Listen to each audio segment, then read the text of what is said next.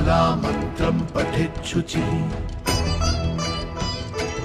ॐ वराभयङ्करं देवं सच्चिदानन्दविग्रहं दत्तात्रेयं गुरुं ध्यात्वा मालामन्त्रं पठेच्छुचिः।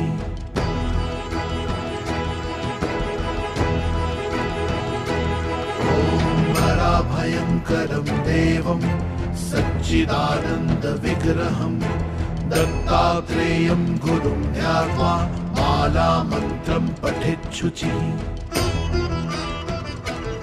ॐ वराभयङ्करं देवं सच्चिदानन्दविग्रहं दत्तात्रेयं गुरुं ध्यात्वा मालामन्त्रं पठेच्छुचिः।